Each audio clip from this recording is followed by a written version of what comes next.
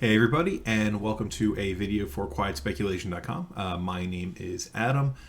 Today we're going to be playing Explorer, so the new Pioneer Light format that recently came onto Arena in the last week or so. So this format is ostensibly Pioneer to the fullest ability that Arena is able to support it. So there are about 5 years worth of sets that are in Arena, or sorry, that are in Pioneer that are not yet on Arena. And while Wizards works to backfill that, they have created this stopgap sort of format with the primary purpose to give a non-rotating format to the platform that isn't subject to the changes that Alchemy brings to the historic metagame. So all cards are played as written, which is a big upside for a lot of folks. And notably, a large handful of decks that are in Pioneer are just from the last couple years worth of sets. And so you have the near entirety of the Pioneer Greasefang deck fully available to play on Arena. So in this first week, everyone's going to be playing presumably decks that port over well. Notably a lot of Winota, but your red-black, like, what was the card? Oni Clan Anvil. The thing that when you have an artifact leave, you make another one. If it's your turn, you can sacrifice an artifact to drain. Those style decks are seeing a fair bit of play, along with like your mono white aggros. So I want to give this one a spin. I wrote a little bit about this deck in last week's article. Notably, the only card that you lose in the conversion from Pioneer to Explorer is Urborg, Tomb of Yawgmoth, which is a non-basic land. All of your lands are swamps in addition to other types. So, in lieu of them, I'm playing a Singleton Swamp. It should be fine. It gives me a little bit of a hedge if my opponent has, say, Boseiju or Field of Ruin. There is a mono-red like land destruction style deck based off of Field of Ruin and Cleansing Wildfire, because there are so many decks, both in Explorer and Pioneer, that are just not playing enough basics. So the core interaction for the deck is Greasefang, Okiba Boss, and then your vehicles. So Greasefang, at the beginning of combat, you can reanimate a vehicle from your graveyard. It gains haste, and then you bounce it back to your hand at the end of the turn. Greasefang has 4 power, which is enough to crew either Sky Sovereign or Parhelion number 2. Parhelion being the actual essential combo piece. So you crew the Parhelion, you attack with your 5/5 flying first strike vigilance creature. You also make 2 attacking 4/4 white angel creatures with flying and vigilance. So at the end of the sequence, you're going to end up bouncing the Parhelion back to your hand if your opponent doesn't die from the 13-point life swing in the air. And you're left with 2 angels that can clean up everything after. To put things in your graveyard, we have both Stitcher Supplier along with your Voldaren Epicure and your Blood Tithe Harvester, which make these blood tokens. There's also Fable of the Mirror Breaker, which is just an absurd card on rate. And in the event that we end up, milling over our Greasefang, there's Can't Stay Away. And to dump our kind of dinky creatures here, or our excess tokens, we have Deadly Dispute. Croaks is there as a miser. Okay, I have milled over too many things and I don't really have anything to do. Let's bring back the 6/6 that can win the game on its own. There is Fatal Push and Thoughtseize as a split 2 and 2. I am not quite sure which should be a 4 of and which should be a 0 of in the main deck, or it might just be that the 2/2 split is correct. There's also Lightning Axe, 5 damage to a creature while also being a discard outlet. Because Winota is so important, I like having the option for a Lightning Axe.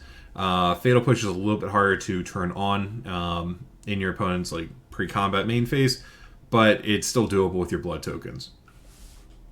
Looking to the sideboard, you have Portable Hole, which is an answer to Rest in Peace or the Tormod's Crypt, or the new vehicle that's kind of a scavenging ooze, while also hitting actual scavenging ooze and Lion Sash. Fatal Push to round up the numbers, Thoughtseize to round up the numbers, whichever one is more useful in that particular matchup. Red Cap Melee, there is a mono red deck in the format, but also this is 4 damage to a Winota. Go Blank, general anti-control card, and incidental graveyard hate. I am trying out 3 copies of Ob Nixilis the Adversary.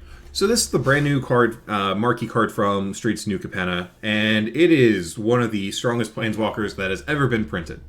I am not saying that with any like hyperbole or joke. It is really, really busted.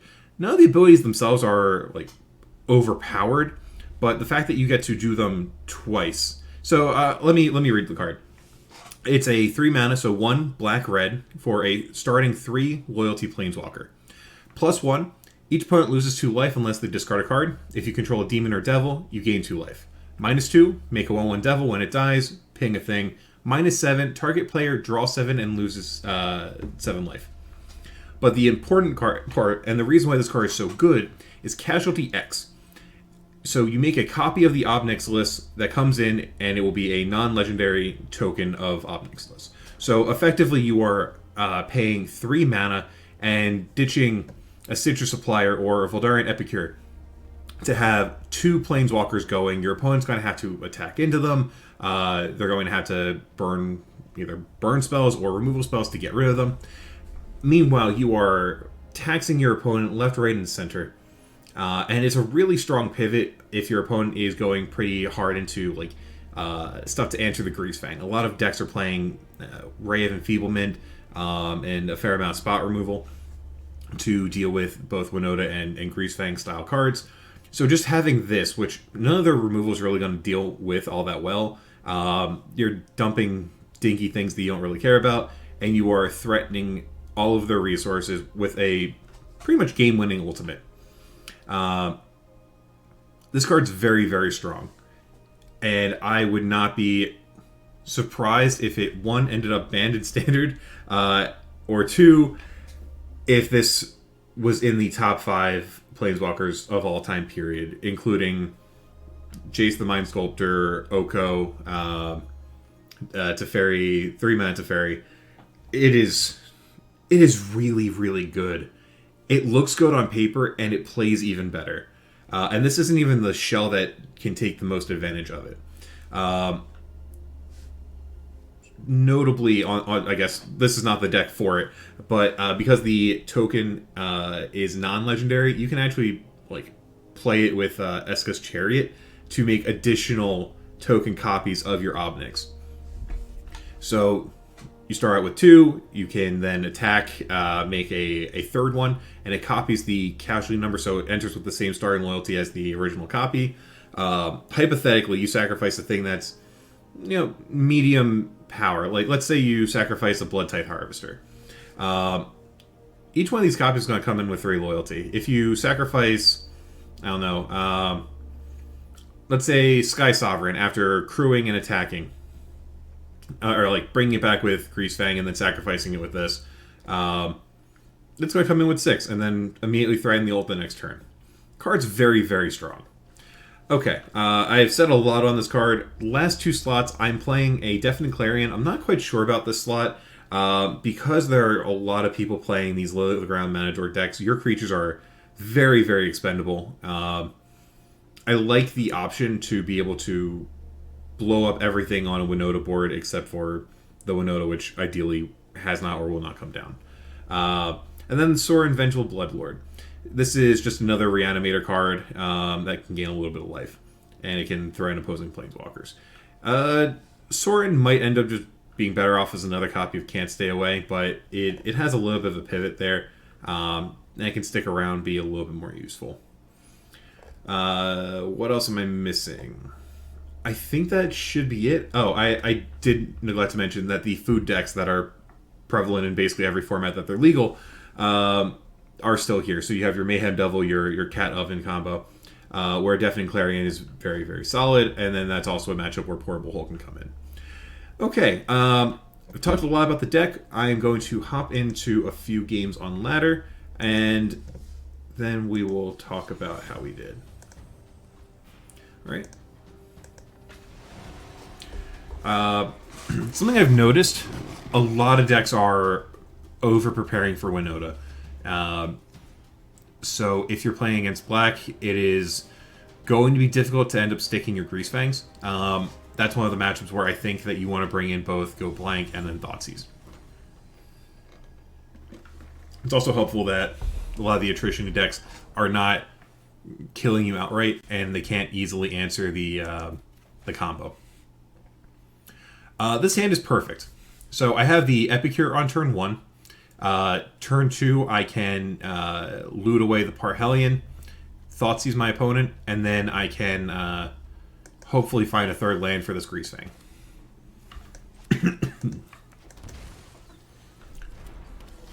So ideally, this is going to be a turn 3 hit them with the Parhelion. Temple of Mystery suggests that this is the ramp deck.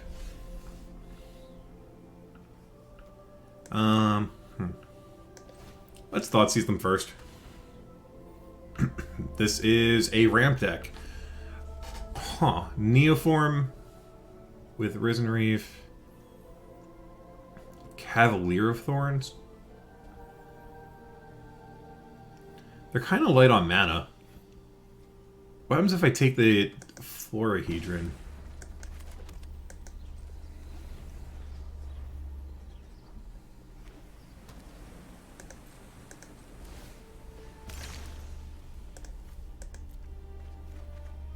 Not what I wanted. Oof.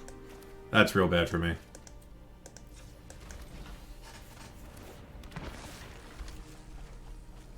Well, that's not too bad. Alright. So, presumably next turn, they land a Risen Reef.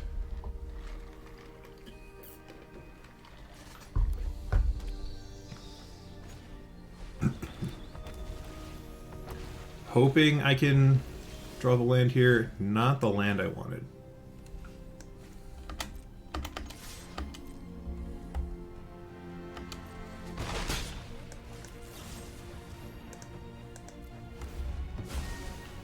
Alright. Wow. Alright. 2 lands in my top 19 cards is not what I wanted to see.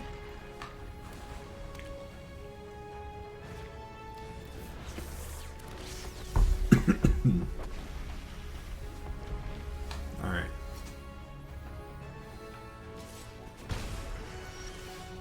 Unless they have an outright combo, I should be alright here.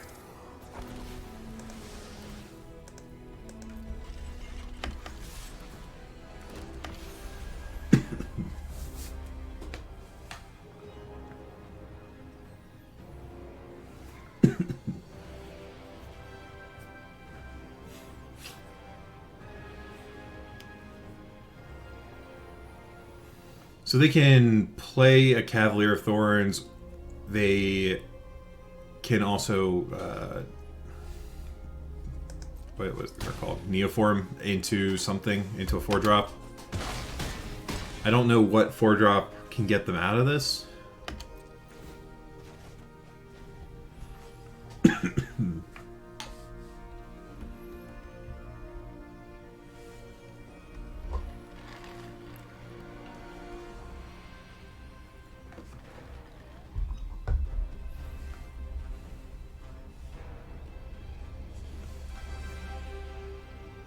I think they're also trying to figure out what gets them out of this.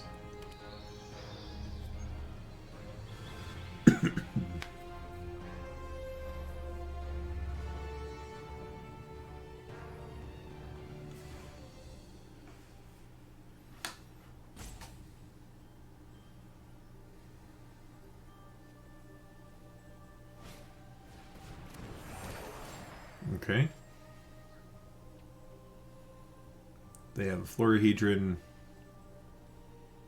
Do they have a 3-drop that can do it? No, they're going for the 4.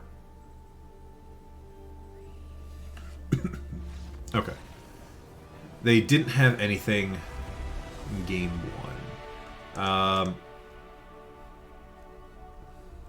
So, I've only seen green and blue cards from them.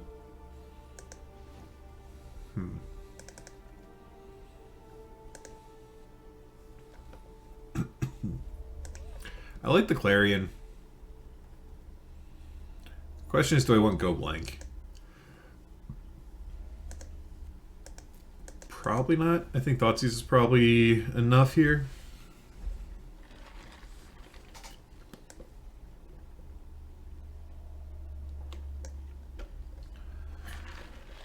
I'm going to trim on the Kroxa. I can trim on the Fables.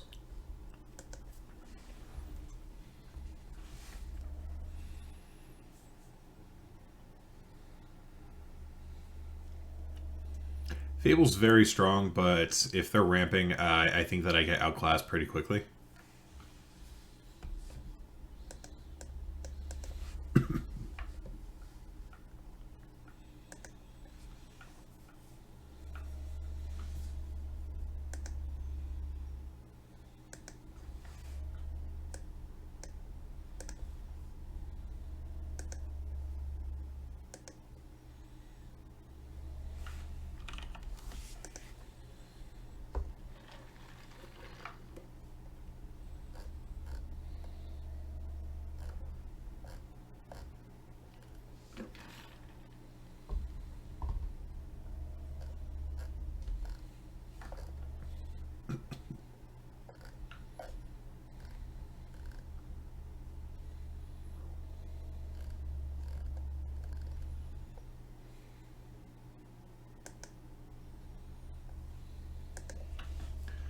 Okay, my opponent is ready to fight.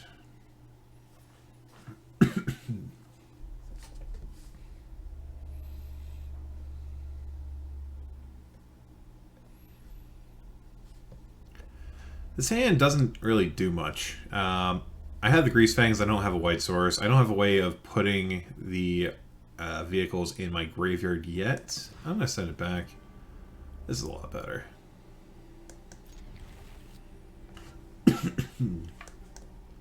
I'll put back a land.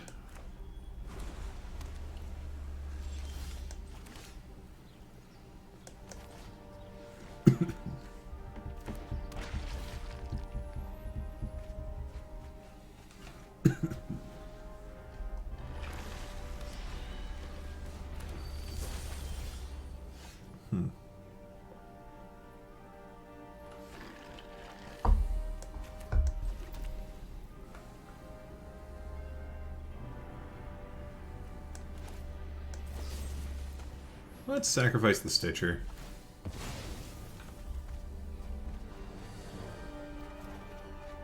Okay, so I have a Can't Stay Away.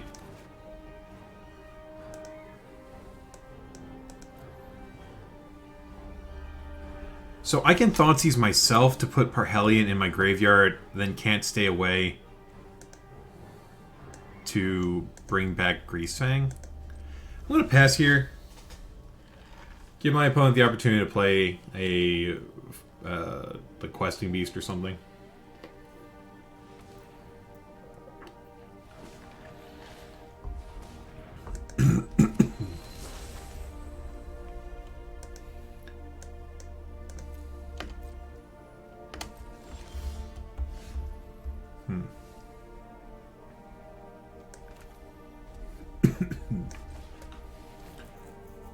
So it looks like they have a counterspell of some sort. Let's see if I hit a Parhelion. No, but I hit another Can't Stay Away.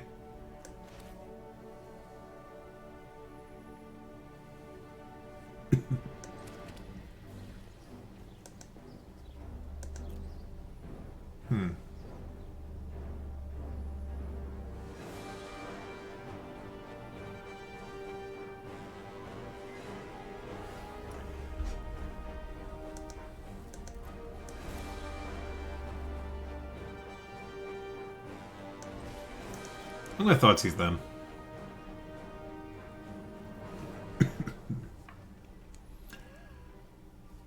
Well, that's unfortunate for me. I'm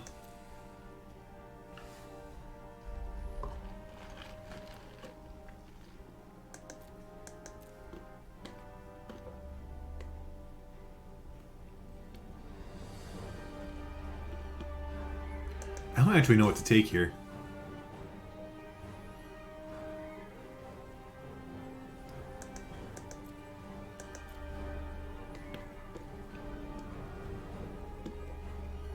I think I take and consider. It's a little unfortunate for me.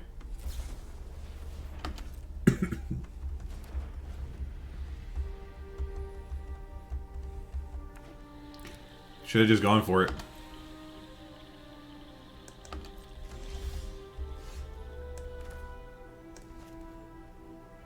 Copy any creature.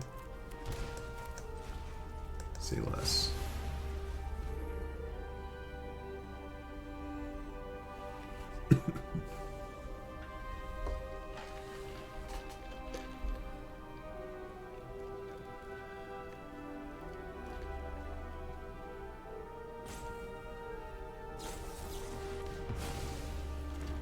Pretty good draw.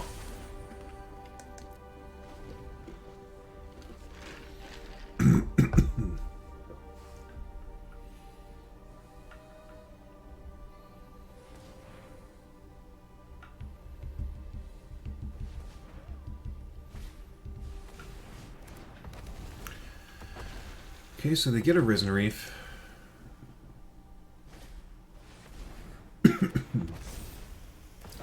Fortunately, they get a second Risen Reef.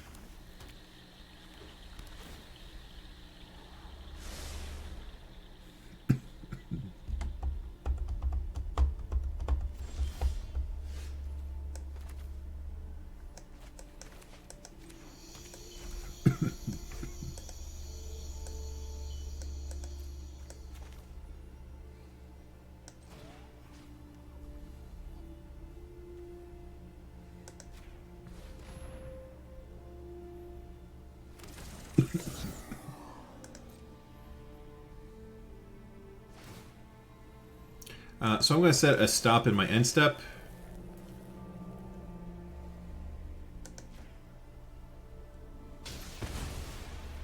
Actually, I don't even need to. Never mind. I was thinking to be able to have the Fatal Push active, but the attack's just going to do the job for me.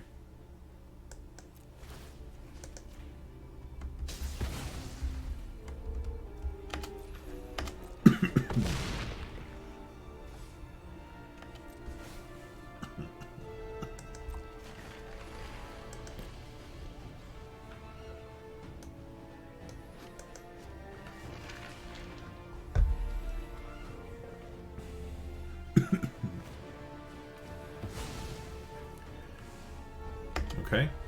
Neoform into a 3-drop.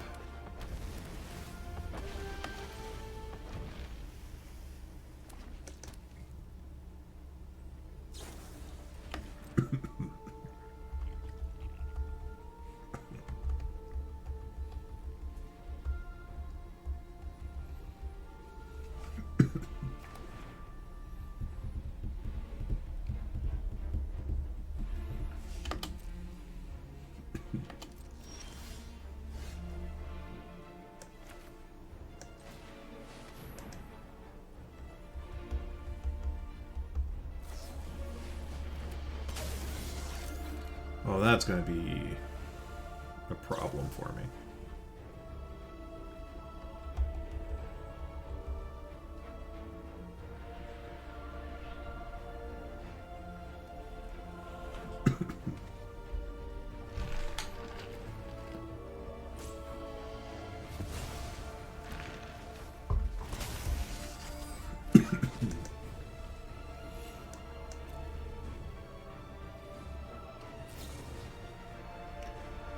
Okay, I have a little bit of a better understanding of what my opponent's deck is doing now.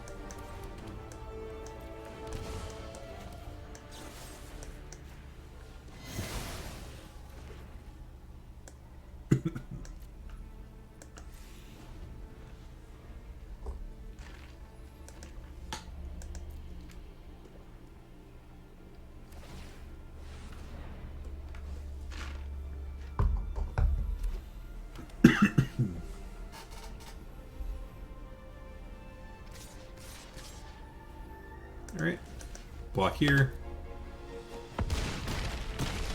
Now let's hope I mill over Parhelion. I did not. Oh, don't worry. We don't need that where we're going. Alright.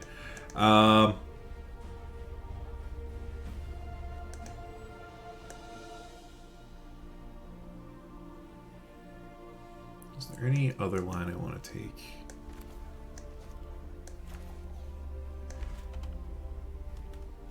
Don't think I have anything. Alright. I know what my opponent's deck does now. Let's see if we want to do anything a little bit differently. I think I do want the pushes. They've shown us 4 dorks. Or sorry, 2 sets of 4.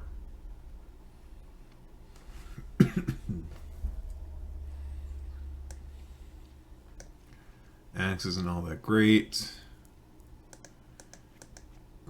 I can trim 1 dispute, and I'll put Fable in the bin. Okay.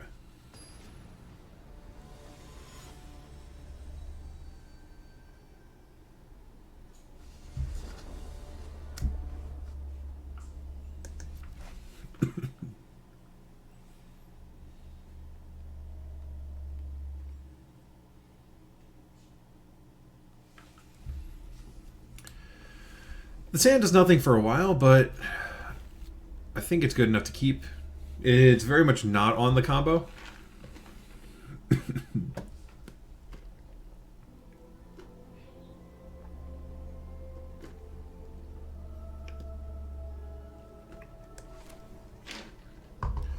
But I've got 3 mana. I have Disruption.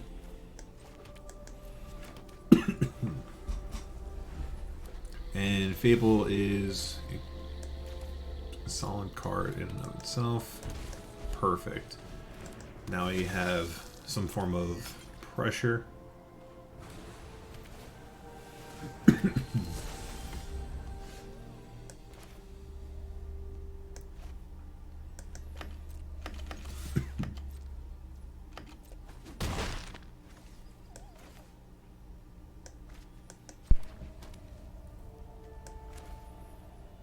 The question is, do I go for the Fable or do I go for Go Blank? I think I go for Fable. This will give me the opportunity to cast Go Blank and push. And if they play a 4-drop creature here, I can sacrifice the treasure to turn on Revolt. Oh, even better.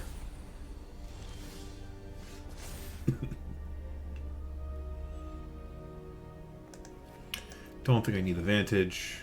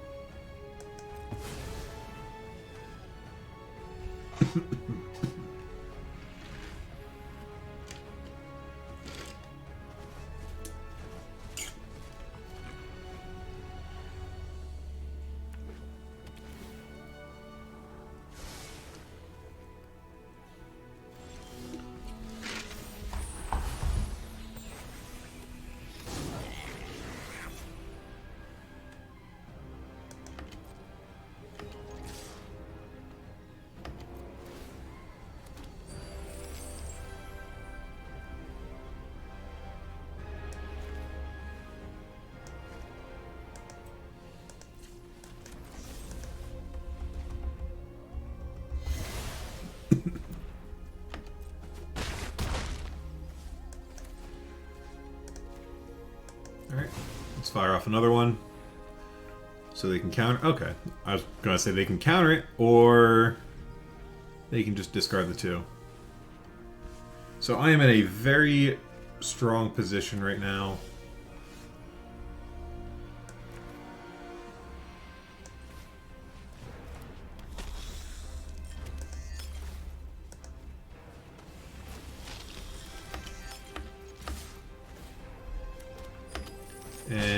should be lethal. Okay. The attack would have put them to 1, and then I had the Epicure in hand. Cool. Match 1 down. We played against Blue-Green Elementals Ramp. Have not seen this deck before, but it seems interesting. I like the core concept behind it. I'm curious why they found more value in just straight blue-green when like Omnath is available in the format and there's some very solid fixing available.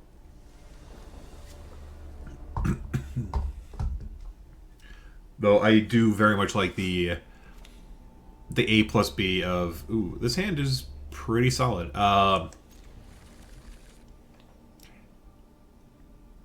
Can't think of words. The A plus B of having Risen Reef into Omnath. There we go. Words were escaping me for a minute. Alright, I'm going to play this Epicure.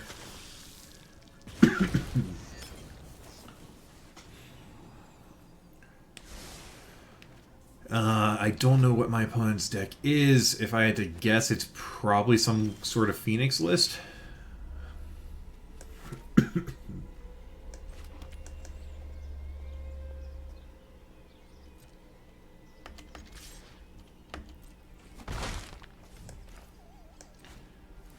Play another Epicure. Excuse me.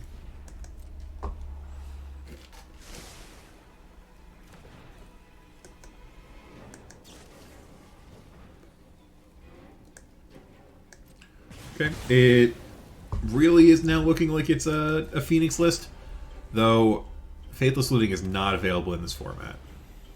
Sure, you get a Channeler. Channeler that's almost online.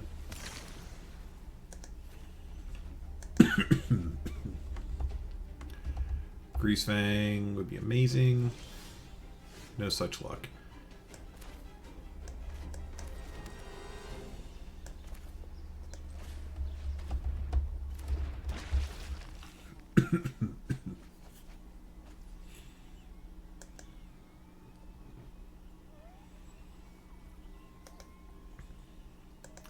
I'm gonna pass back.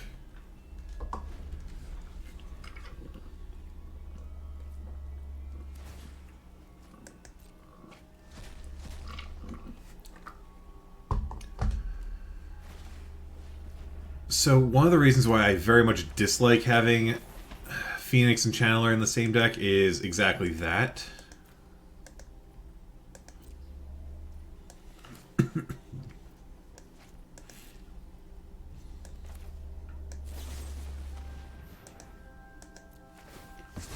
Alright. Ditch this. Let's draw some cards. Okay.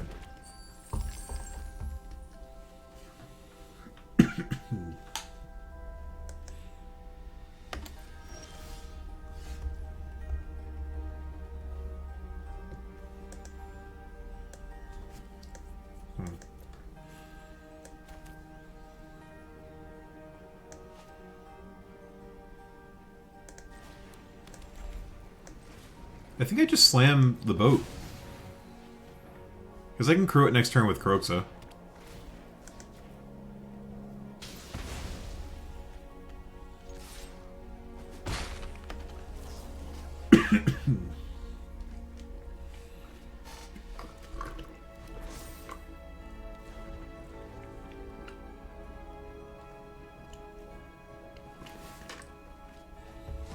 Okay. So they're tapping their 4/4 to draw cards. Sure.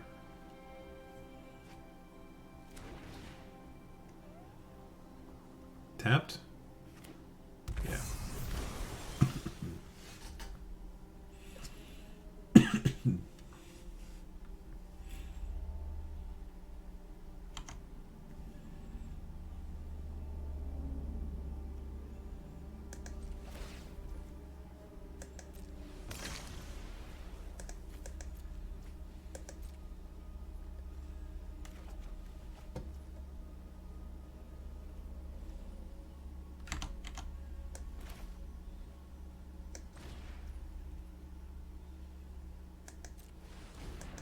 I'm going to play it like this.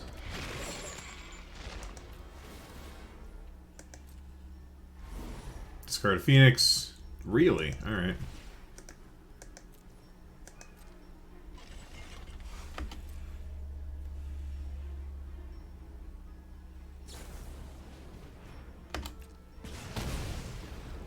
I'm pretty okay with that.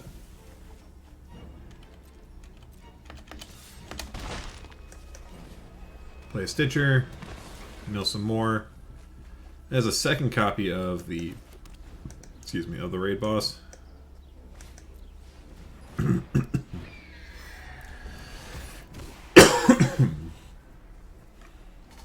I am surprised my opponent didn't attack with Channeler first. I think they should be more interested in having additional copies of cards. Or additional like cards in hand right now. Can I mill a reanimator effect? No? Alright.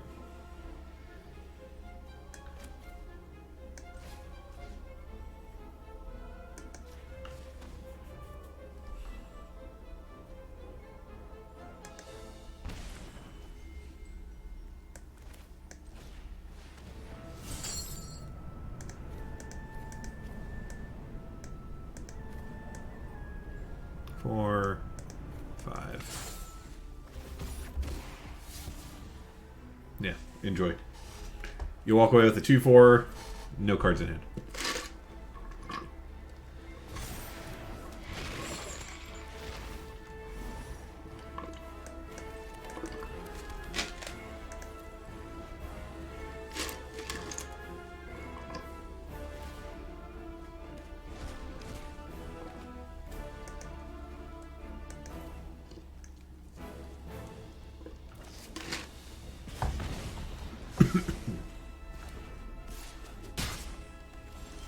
Sure.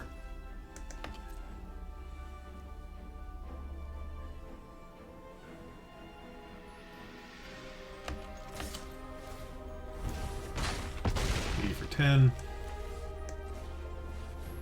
And I'll leave the land in hand.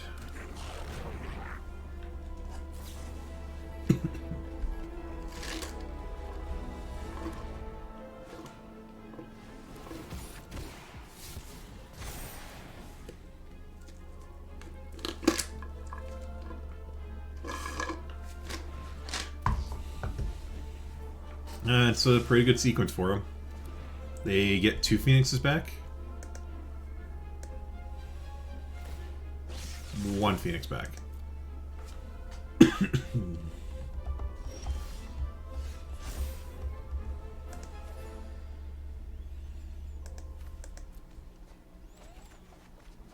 There we go.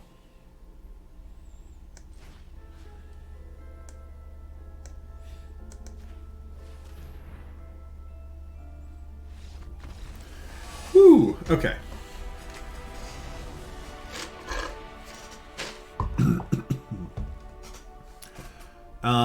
We can talk about my opponent's deck construction choices in a minute. But long story short, I am not a fan.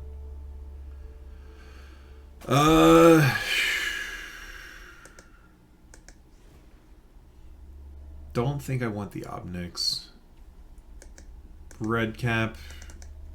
Can get rid of the Channeler and the creature land. So can Fatal Push.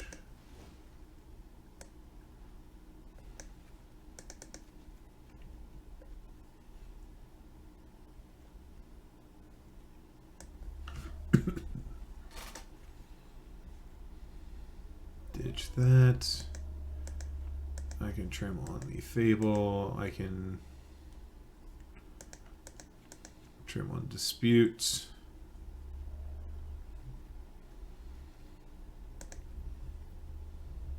I'll trim a Parhelion. That might be wrong. And I may want the Deafening Clarion, but I don't think that they're going to be reliably good at getting Phoenix out at a reasonable pace. 1 lander, but the rest of these cards are pretty good. His hand's great. I'll put back Can't Stay Away and hope to find the land. Found the land.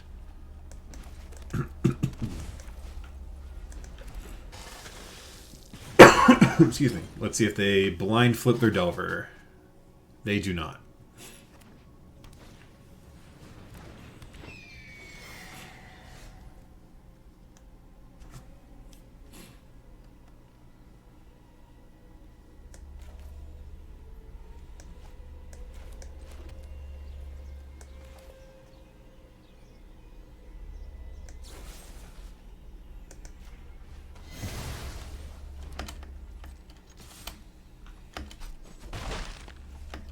Okay.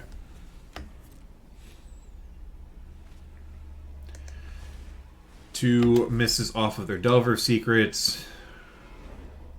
Hopefully the expressive iteration doesn't find them kill spell. Or a spell pierce doesn't do it. So they would need a bounce or something of that nature.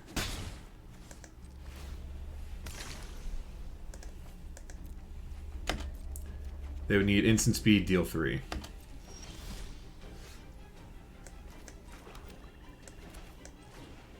Or a bounce spell here. Okay, they're off it. Alright, we're 2-0.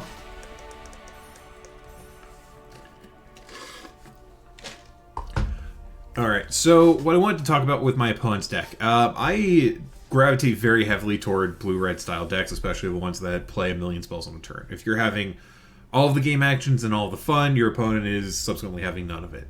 However, the cards in my opponent's deck were not designed to work well together. And I think that there are some issues with deck construction there. So there's not a lot of things that can set up a Delver in this format reliably. There's no Dragon Ridge Channeler. There's no Brainstorm effect.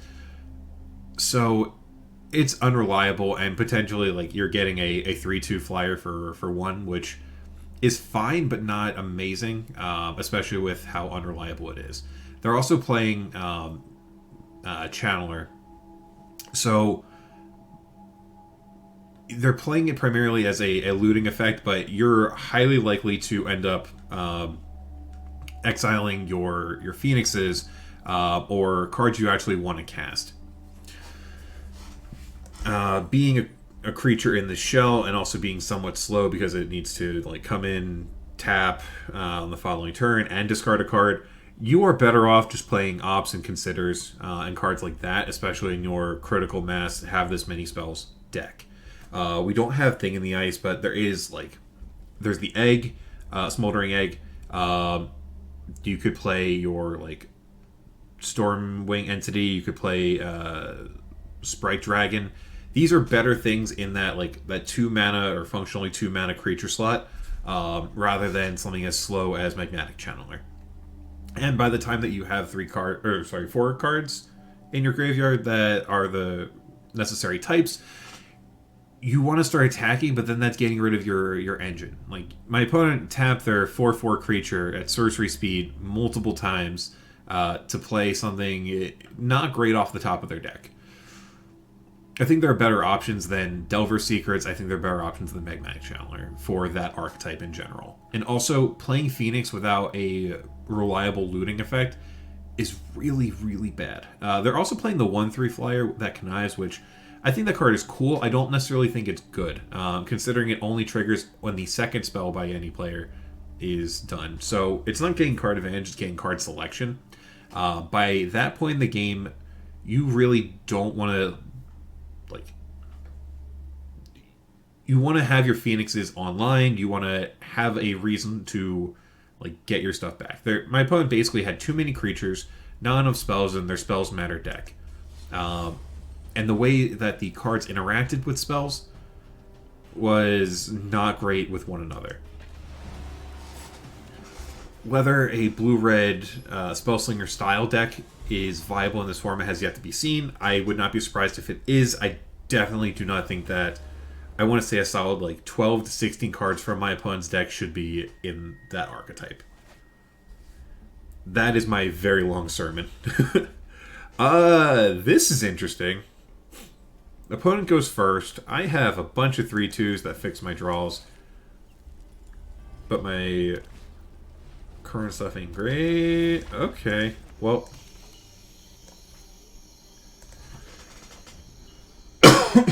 Excuse me. So they're looking mono red.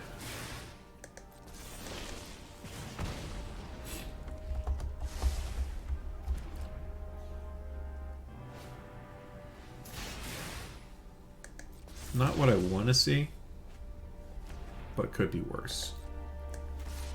Fortunately, my opponent spewed off a play with fire that could have gone to one of my creatures instead.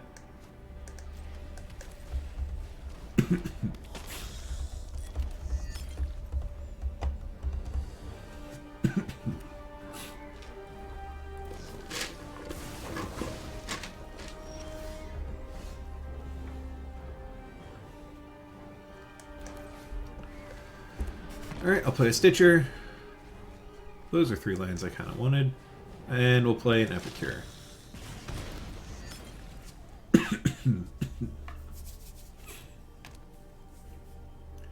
Alright.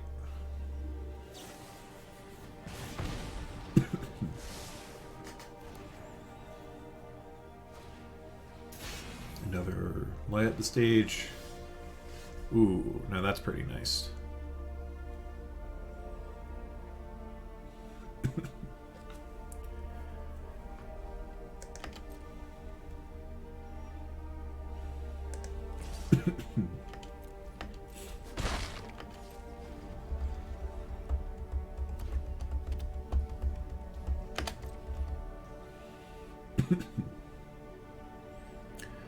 Now, the question is, do I go for the Deadly Dispute, or do I go for just the Blood Loot?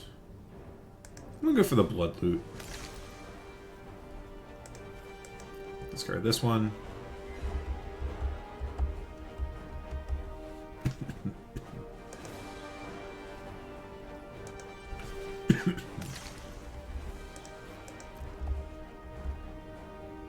I would love a land, please. Okay, well, we found the Greasefang. And we found a land. It's not the right land, but we found a land.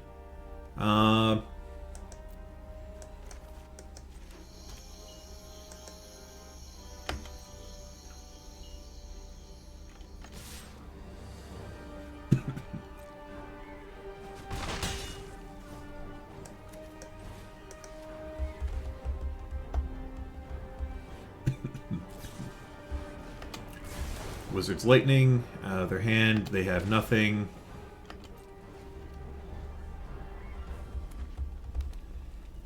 They're going to fire up the den.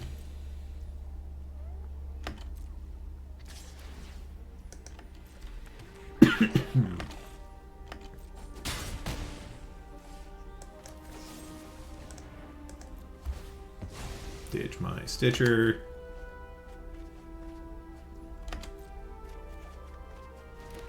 There's some white sources.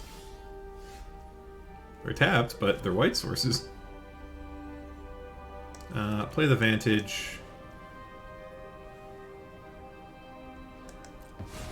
Play Greasefang.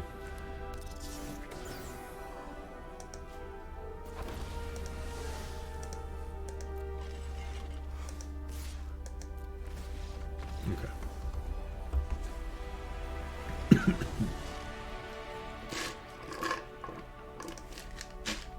So notably here, the following turn, I can play the Harvester, immediately crack the what are they called? The blood token to put the Parhelion back in my deck or in my graveyard. Here, I definitely want more pushes. Do I want Portable Hole? It's more removal. Now the question, actually, Red Cat Melee is going to be better probably than the Portable Hole.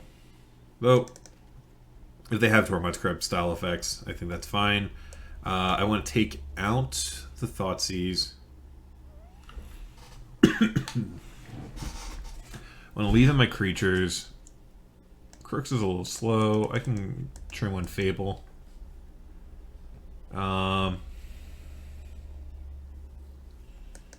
Presumably they're going to have the dinosaur that makes it so I can't gain life. I can trim on Deadlies.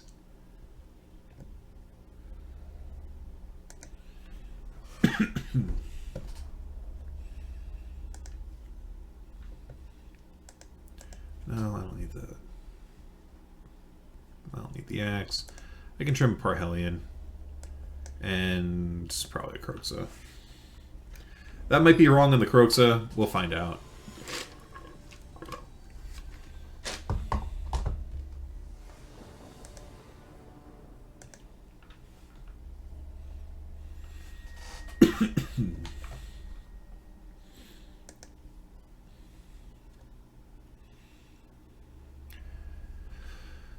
This is interesting. Lava Runner. I'll play a Stitchers.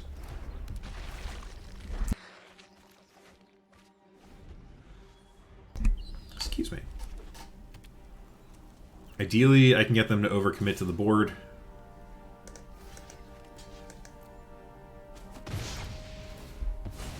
Gonna try stopping them from having to light up the stage this turn.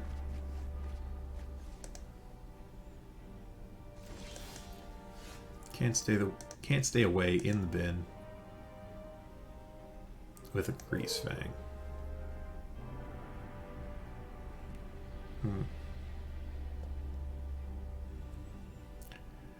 If I play a Harvester, they're probably going to shock the Harvester, and it's going to die the following turn anyway to the Deafening Clarion.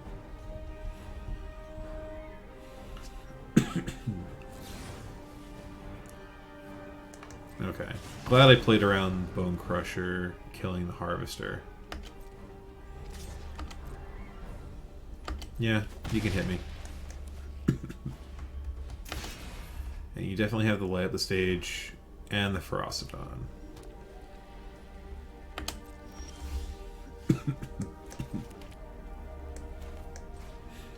Alright, I'll play the Harvester now.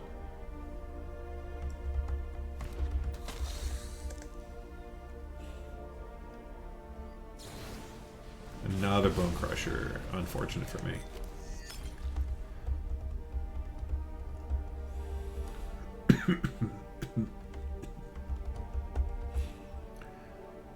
So it's looking like they're gonna play the Ferocidon this turn. Really? Okay.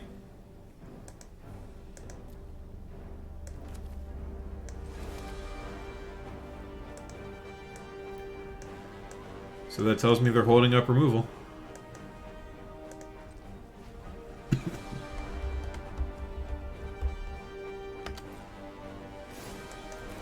I will push this.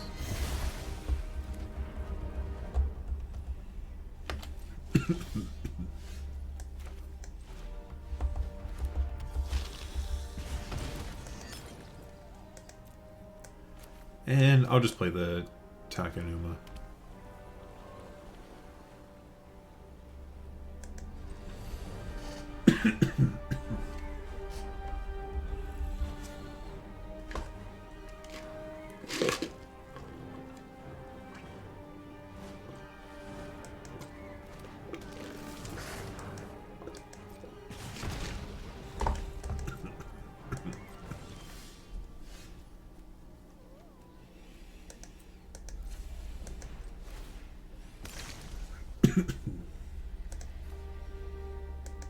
Discard here.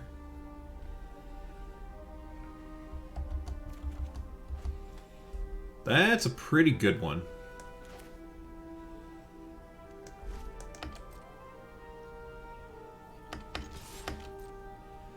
I can't imagine they take the trade. Cool.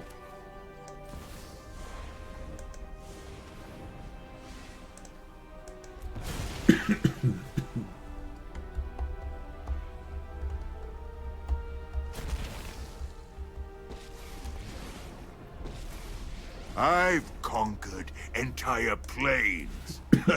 One city will be easy. Make the 1/1. Shake down Drain the them. locals. Okay. Pleasure doing business with you. They went for the discard? They didn't just take the 2?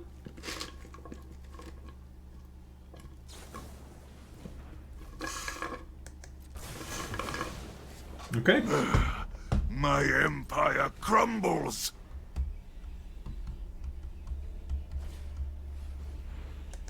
Notably, they should have absolutely done that before.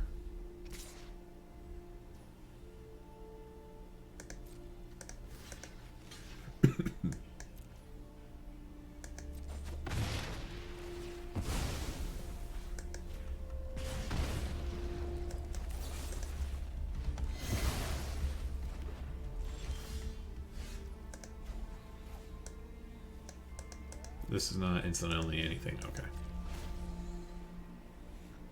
Defy me, and you'll lose everything. How are they discarding all these very playable cards?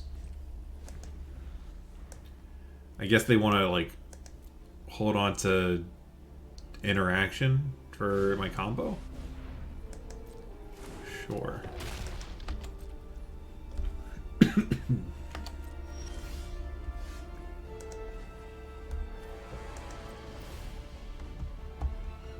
By coin or carnage, tribute is owed.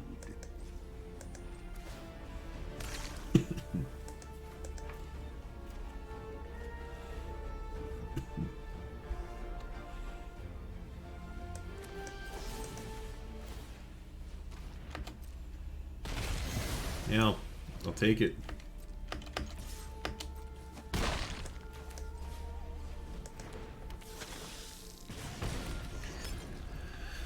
Okay.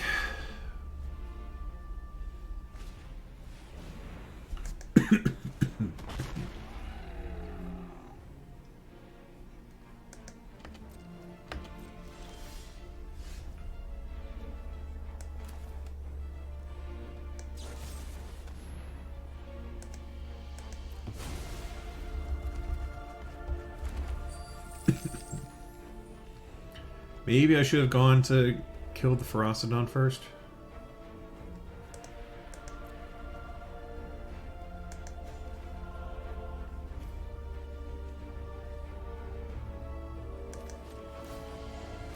Make the devil. Oh, I have a job for you.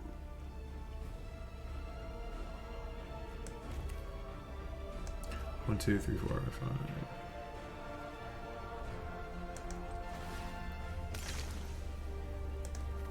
Let's discard.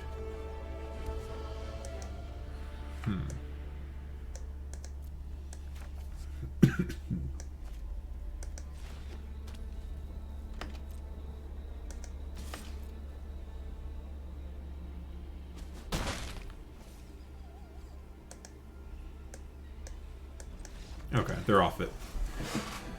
I'm debating whether or not to play my Greasefang as just a 4/3.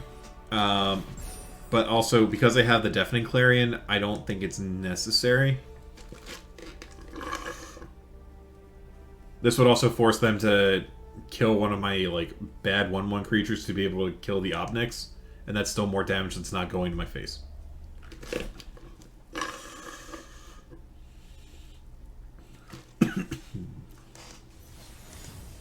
Great. I think that was the third match, right? Let me double check. Believe we're currently 3-0. We are 3-0.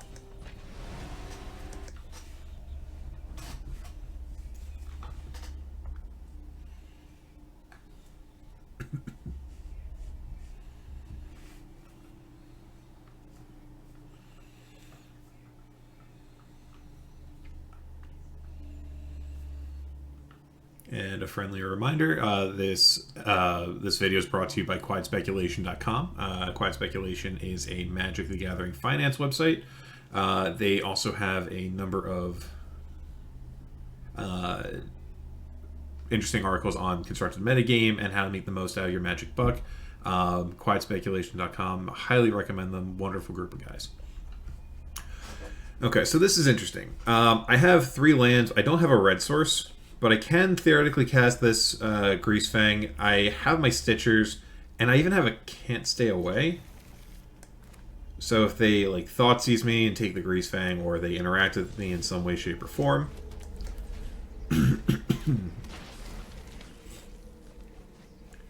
I didn't hit a vehicle for the Greasefang, unfortunately.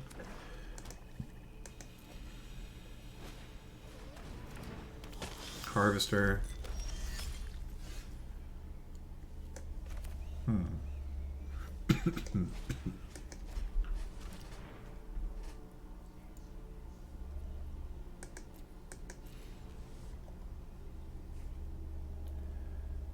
Now this is a little unfortunate. I don't really care about their sorcery speed removal. Fable's going to be really hard to deal with.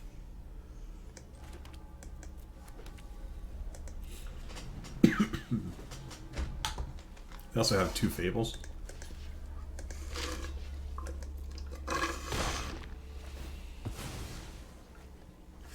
Mill 3, hope to hit the Parhelion. Nope, just more red lands. That's 4 red lands.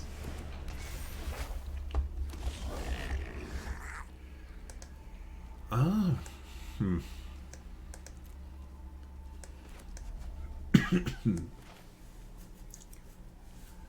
Hey, Jorts. It's been pretty interesting. It's very much still like Pioneer. That being said, like I'm playing decks and playing against decks that, for the most part, are entirely in that format and like competitive. Huh? Do I want to like? Do I want to go for the Stitcher and hope to mill the 3, or do I want to try and get back an Epicure?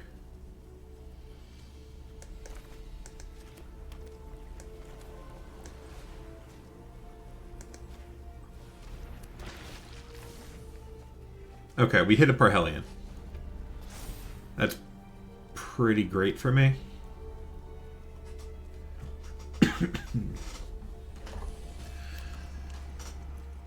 So far, this format's felt very interesting, and I'm a fan. Oh, and thank you for the follow. Wow. They burnt a removal spell on it. Oh, come on. Eat the Can't Stay Away. No, come on. Rude. Alright. I have been got. Down game 1. You like it a lot? You're trying to come up with a competitive brew? I think there's a lot of stuff in this format that can be competitive. Like, I think this is this is a brewer's paradise right now. Like, week 1, week 2 of a format, there's no better time. I think I still like Thoughtseize, and I like Go Blank. Do I want Red Cap Melee? They haven't shown me anything to make Red Cap worthwhile. It can hit an Ob, right? Yeah. But I think that's probably it. Sorin versus Obs.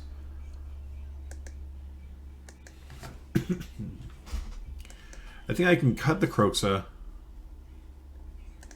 I can trim a Parhelion.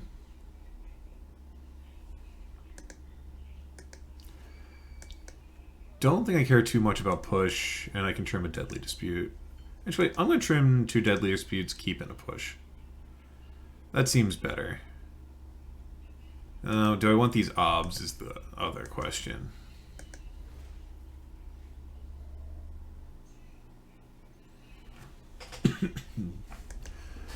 Are they straight red-black? They are straight red-black. So they're definitely going to have Obnics in that deck.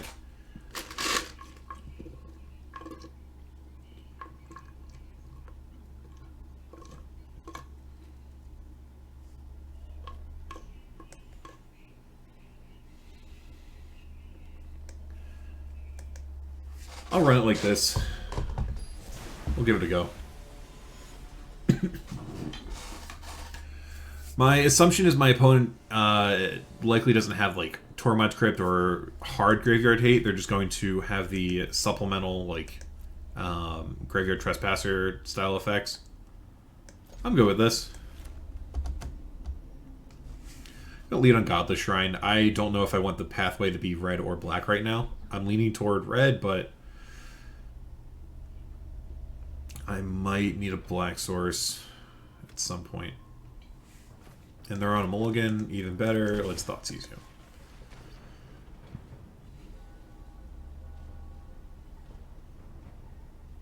I'm going to take your Thoughtseize.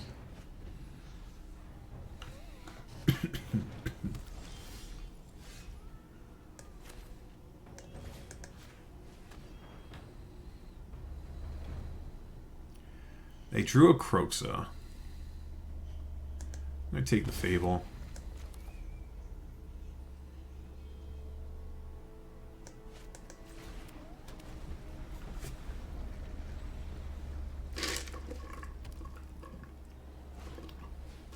And they drew another Thoughtseize. Question is, do they take Go Blank or they take the Fable? Really? Okiba? Alright.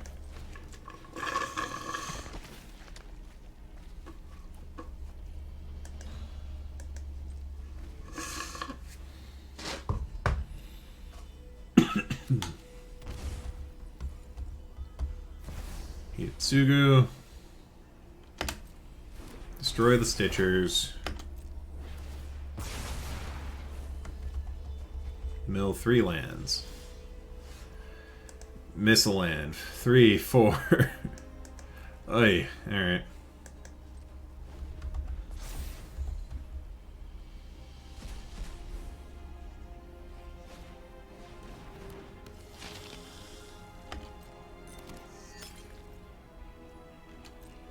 Need an untapped land here.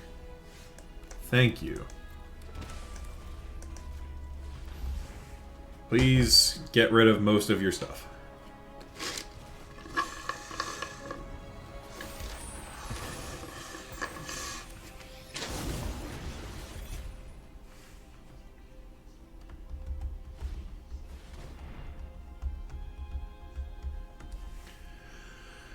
Alright, well they came fairly prepared.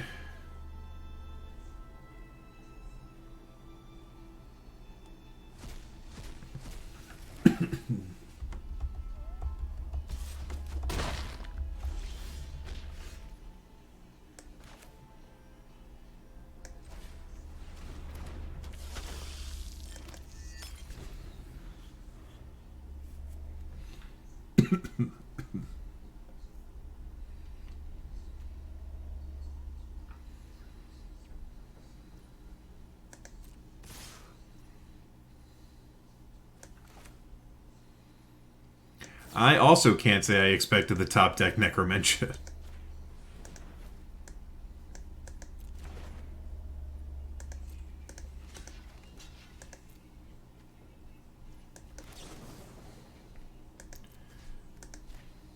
Discard this Go Blank. Trade off the Harvesters.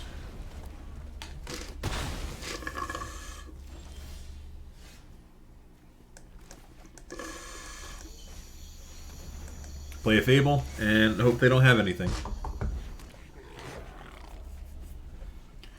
Not cracking their blood token is interesting to me. That would be why they didn't crack their blood token. I'm the best fire starter there is. Time to toast your marshmallows. S'mores, anyone? Okay. Get another blood.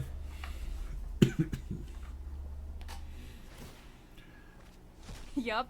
I feel like I should have Chandra in this deck as well. But I feel like Obnix is probably better in that slot. Wow, okay.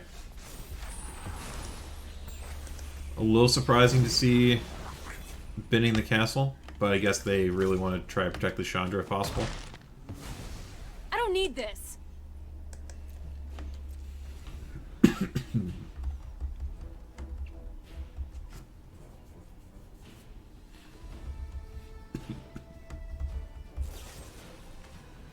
Yeah.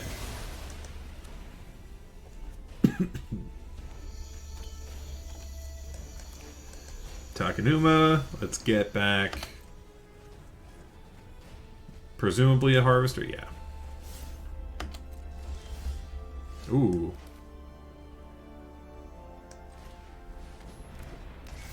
I like that better.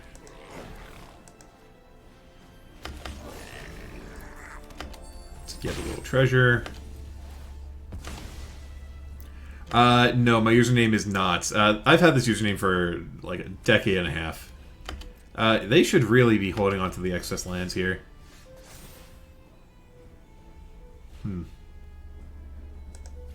I'll discard Stitcher. To another harvester.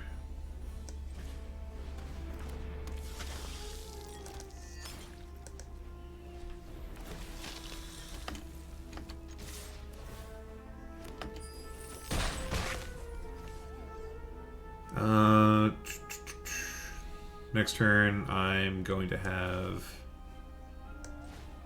not lethal.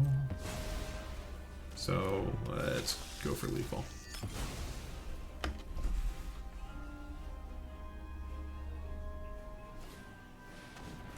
Excuse me. A creature in opponent control would die, exile instead, then you steal it. Huh. Well.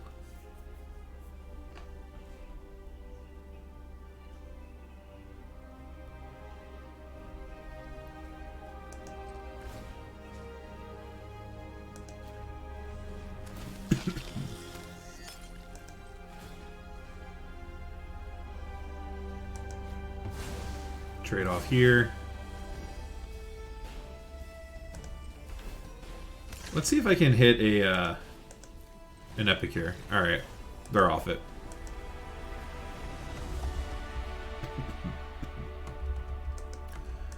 All right, so they have. Guess does that make me want to bring in more pushes? Probably not. Melee for Chandra, maybe. My opponent had a Kroxa.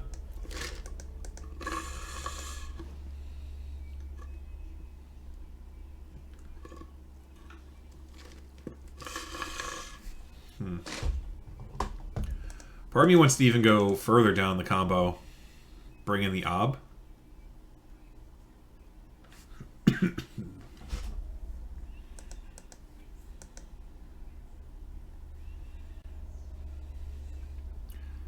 Bring in 2 Obs.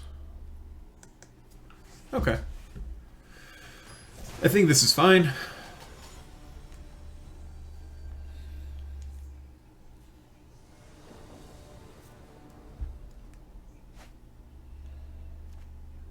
Also like this pretty well. Play the Epicure. Excuse me.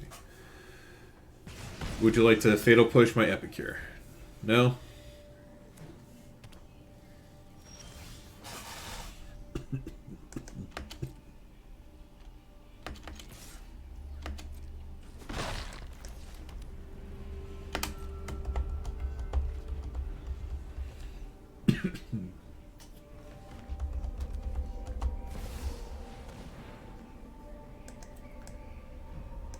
Alright, I'm gonna crack my treasure. Let's discard a Blood Crypt. For a Takanuma? Sure.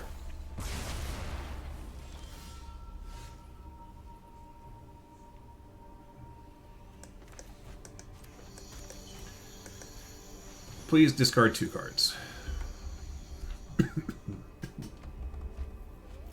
Discard 2 lands. Excellent graveyards.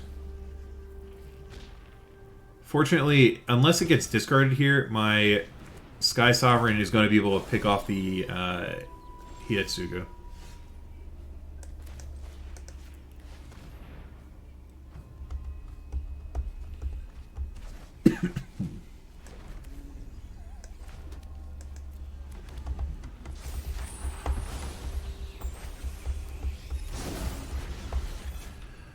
So I don't really want them to have a land in hand because then they can use their den.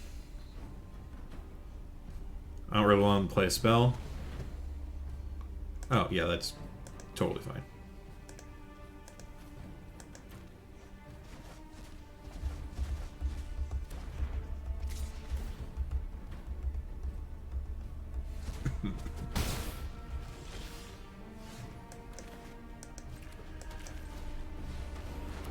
Big boat.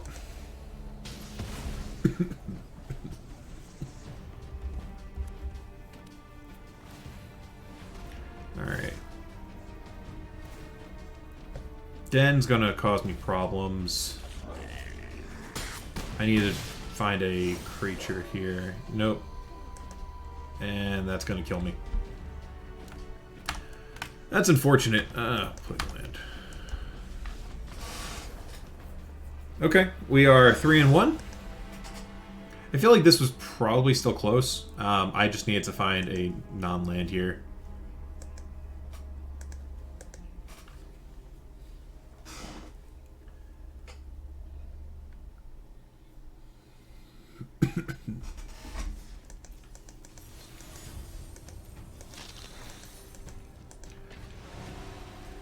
I'm a fan of the Graveyard Trespasser in Standard. I don't know how much I like it for Explorer quite yet. I know it sees a little bit of sideboard play as like general hard to deal with threat post board in Pioneer proper. I played against this person yesterday. I think they were on Winota. No guarantees, but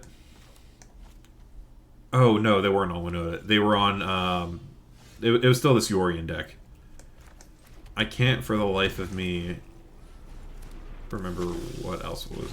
I think it's like 5-color ramp or like Teamer ramp.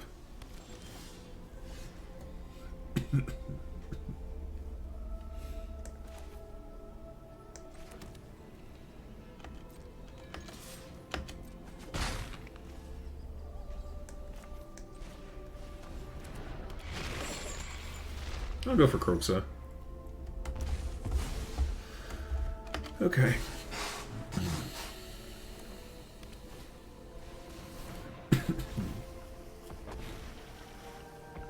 And I believe the goal is to slam an Omnath next turn.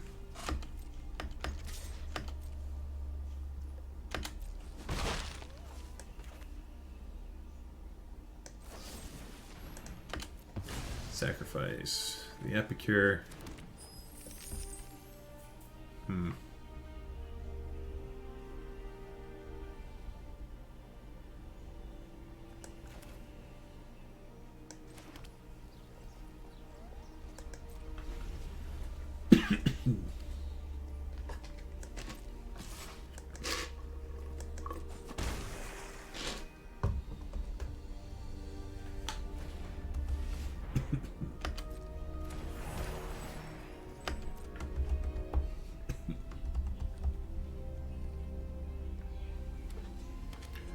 Unfortunately, don't think I have an option here.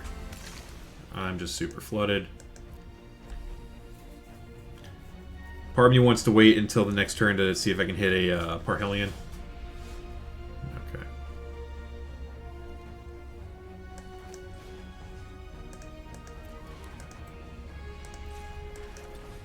Thoughtseize. Show me your moves. Ooh. I don't like any of that.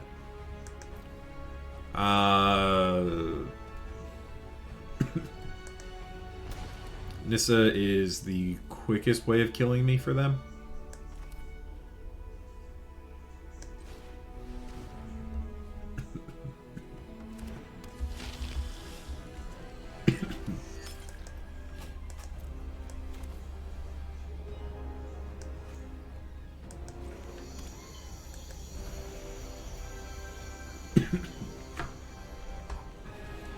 I don't know how I feel about Endless Detour.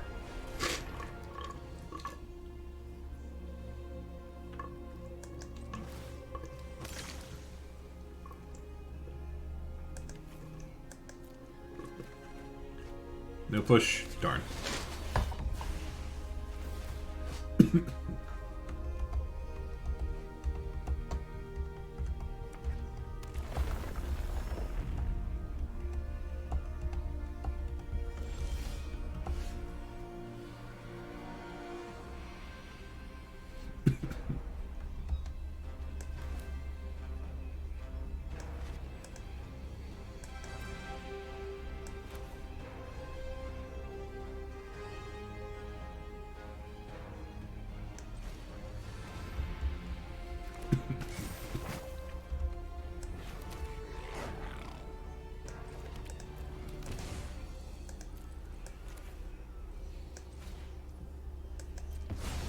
Just gonna play the Greasefang out here.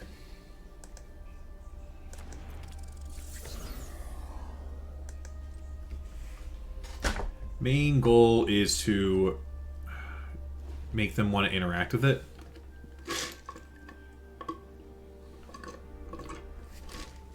Hopefully open up the opportunity for another one. Yeah, that's also unfortunate.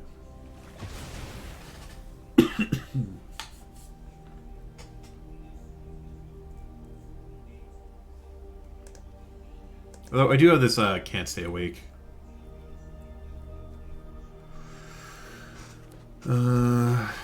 Yeah.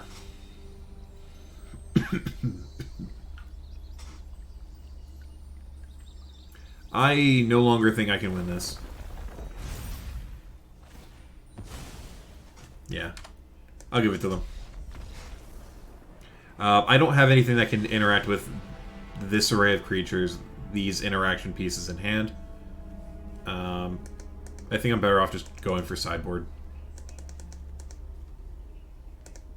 Think I want that. Think I want these.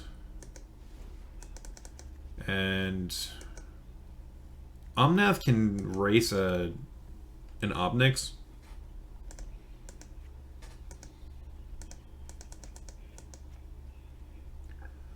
But the fact that it's 2 permanents is pretty enticing.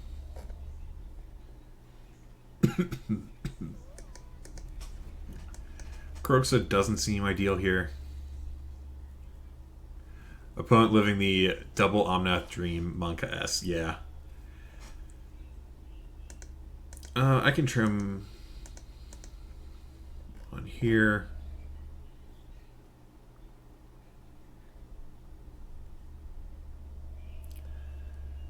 What other cuts? I think I can trim on Fable. I probably don't need these extra pushes.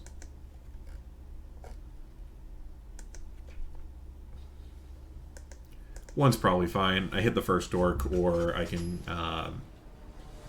tag a Risen Wraith. All right.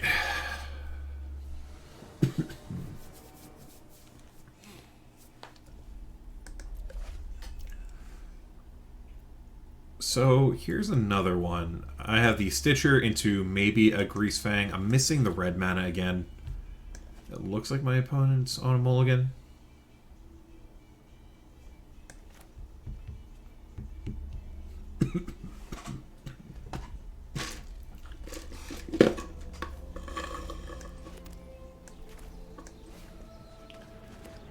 Let's play the Stitchers first. Ooh, I hit a console flagship. And a Tarhellion. Alright, let's see what they're up to.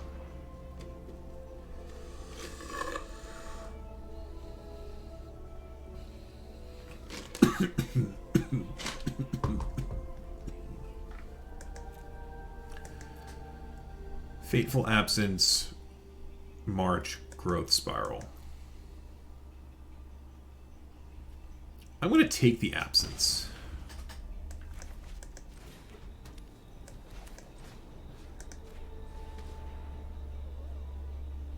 I'm going to take the Spiral.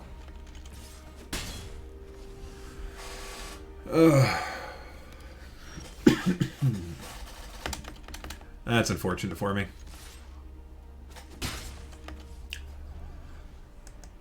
I both flood out with this deck a ton, and then I get mana screwed with this deck a ton. Okay, here we go.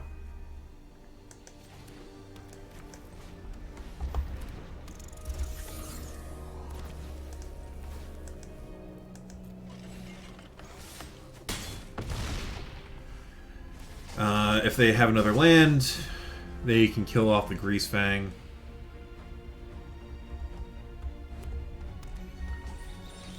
Burn a whole turn to do it.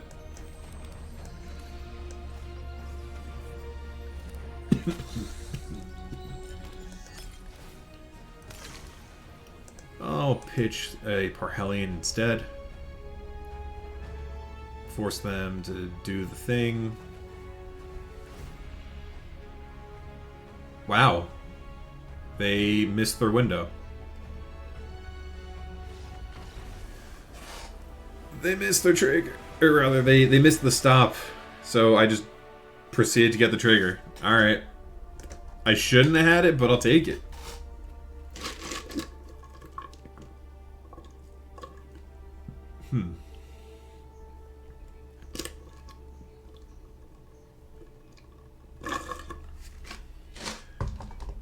You know what? While we're on the subject of getting things back from the yard.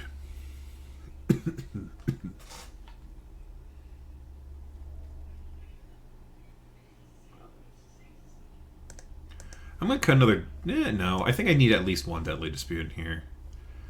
Presumably they have a Yasharn somewhere, but...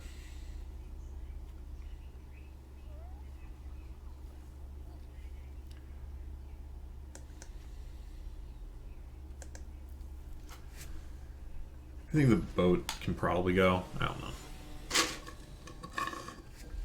My opponent has a lot of ways of interacting with the actual combo itself. I think having Greasefang is just a 4-3 might be enough. Yep. And we drew the Black Source 2. Even better.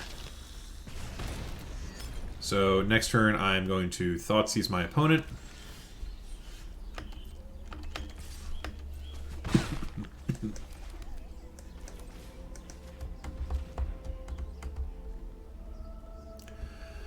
Double rip. I'm going to take an Omnath here.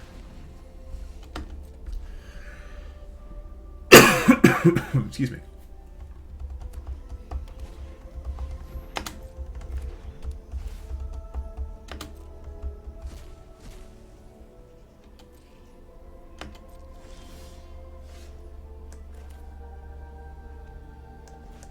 All right. Bonk ya.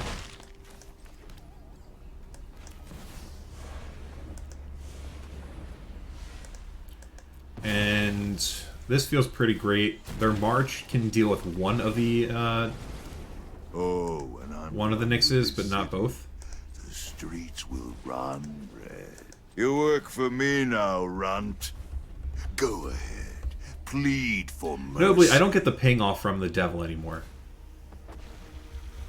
Which is a little bit of an unfortunate side effect here.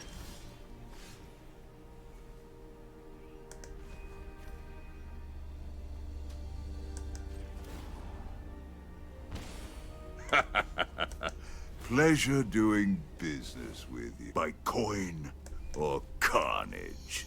Tribute is owed.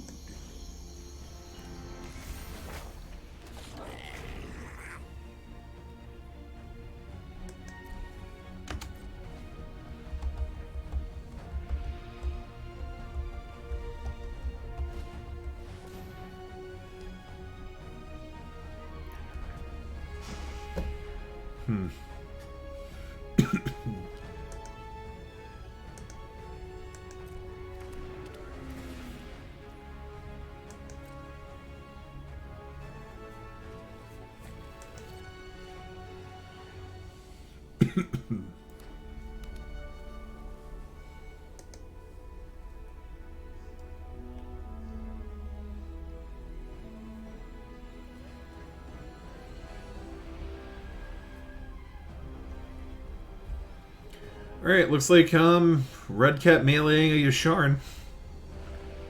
Can't say I love it.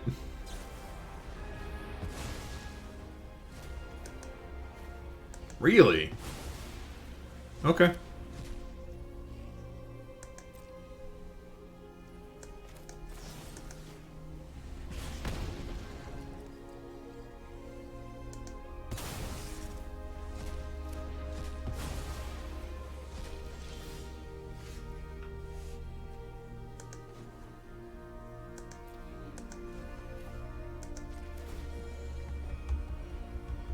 Go ahead.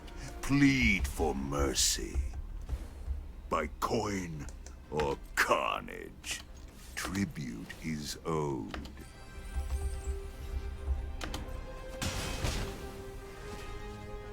That's an interesting choice.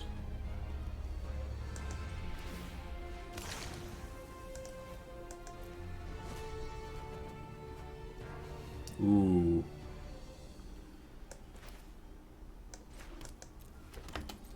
Love it.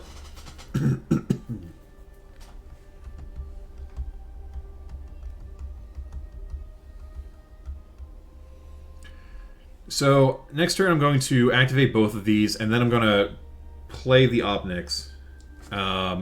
So one of these was going to sacrifice to... or, not sacrifice, Legend Rule.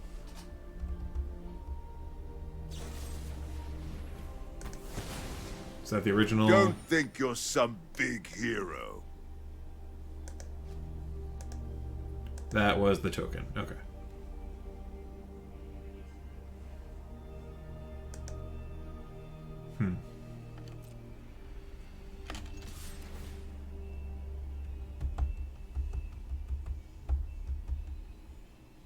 If you have a march, you should have done this before I attacked.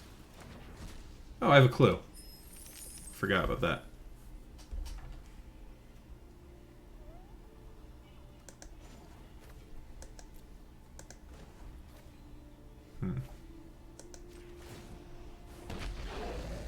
Ha! Shake down the locals.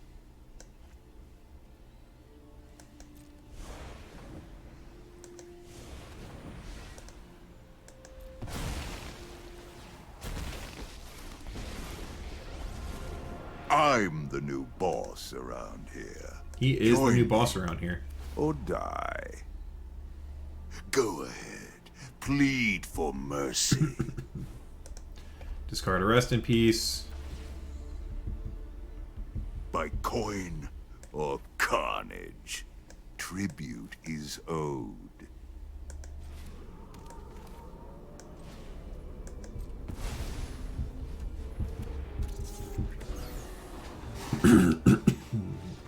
Cool. I believe that was the last one. We're now 4-1. I believe that's right.